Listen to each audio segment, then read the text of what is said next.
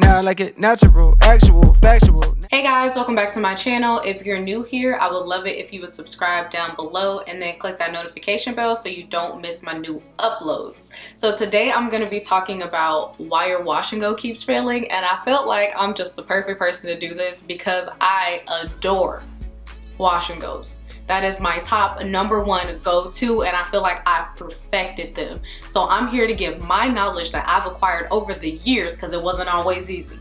Over the years, okay?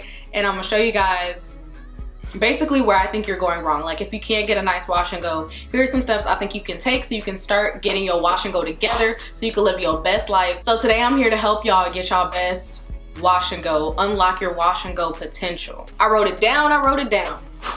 Y'all know when I got a good list, I gotta write it down. #1 for why your wash and goes keep failing is that all hair is not the same and you cannot treat it the same. You need to figure out what to do for yourself, which means trial and error.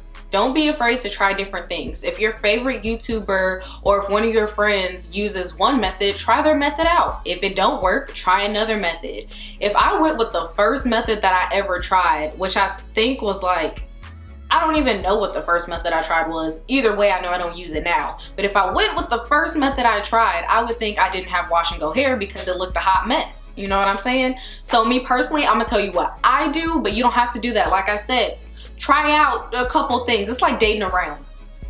Date around. Try the raking method. Try the praying hands method. Try the shingling method. Try the dimming brush. There are so many different ways. Me personally, I use the raking and praying hands method, and I will go ahead and insert a clip. Basically, all I do is rake through my hair, make sure the product is evenly distributed, and then I use my hands in a praying hands motion and slide it down the length of my hair, and this kind of helps to clump my curls a little bit. That's the look that I personally like. But again, you have to decide what type of wash and go you're going for. If you want your curls super defined, clumped, or you want them super defined and not clumped. You have to decide those things. #2, I notice a lot of people do this. They don't start on soaking wet hair. Damp hair is not enough. Soaking wet hair is your hair with the least amount of frizz as possible. And that is why you want to start on soaking wet hair. Apply product to soaking wet hair. If your hair is drying a little bit, by the time you get to the top, if you start at the bottom and you get to the top and it's dry, you take a water bottle and you spritz it down heavily. Don't be afraid. You can never have too much water, but there is a such thing as not having enough. So make sure your hair is thoroughly saturated before you apply those products so that you can get the most definition that you can possibly get, because you don't stand a chance. If your hair is not defined before it's time to dry, it will not be defined when it is dry. #3, you won't let your curls set.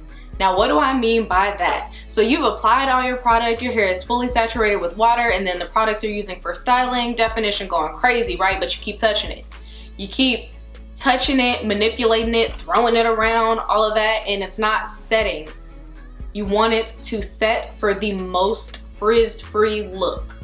Let it set. So for me, I sit under the dryer and this sets my curls in place. It dries them just how they are. And then I stretch my hair. Again, everything is personal preference. That's the look that I like. But if you're looking for less frizz, then I recommend not touching, not playing, and not manipulating your hair. You should already have the part you want. By the time you styled your hair, you should have everything the way you want it to look and set, and then all you're waiting for it to do is dry. Whether you sit under the dryer, whether you diffuse, or whether you let it air dry, don't keep manipulating, touching, moving your hair around because it will cause frizz. Tip #4 is that you're taking too big of sections. Now, y'all may see my wash and go videos and be like, Jalen, you only use 4 or 5 sections to do your wash and go, so why can't I?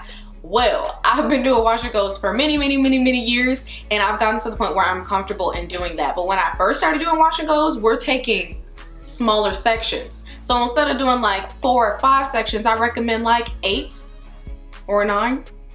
I don't know, could be a little dramatic, but figure out what you feel comfortable with manipulating. I'm so used to it, it's so normal, natural for me that I can do less sections, and as it becomes more normal and natural for you, you can take bigger sections. You would end up with way less frizz if you just take smaller sections and thoroughly coat your hair with product and make sure it's fully saturated. That's the best route that I think, especially when you're first starting out. If you want the definition, you got to make the definition work for you. Number 5, you are not starting on thoroughly detangled hair. Now, I don't know where they do this at, but it is not okay. Your hair needs to be detangled thoroughly. How else do you expect to get popping curls? Whatever you got to do. I personally finger detangle. I know finger detangling is not for everyone. Use a comb, use a brush, use a wide tooth comb, whatever you got to do. Whatever you got to do to make it work for you. And again, this comes in with preference. You have to try different things to see what you like. I personally decided finger detangling was for me, but you may decide that it's not for you. But you need to make sure in some way, form, or fashion, I really don't care how you do it, you need to make sure that your hair is thoroughly detangled before you're applying these products. And when it's thoroughly detangled, you're going to get the best curl definition. They're going to pop. So number 6 is to find your wash and go products. It is no secret that not all products mix well together. You need to find products that mix well together. And how do you find those products? You just gotta try them. Like, that's the best way to explain it. You gotta try, see how it works on your hair. There's high porosity hair, there's low porosity hair, and then there's normal. For me, there's a difference. Low porosity hair, they may be more prone to flaking products. I'm personally not as prone to flaking products, but it can still happen. So you have to try and see which products work well together, work good apart, and work best together. You see what I'm saying? So when you find your products, because products really can make a huge difference. And I think I have a wash and go combo video if you want to see that, but though that combo worked for me, all my combos always work for me. Okay, so I know that some people say you can take one product, take another product, and mix them together on your hand, and you can see that. Now, me personally, I don't think that works, but that's just me.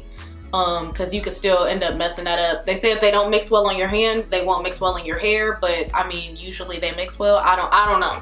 You be the judge on that. But for me, you just need to find products that really work well together, that have the possibility of making your curls pop. Some products your hair just doesn't like.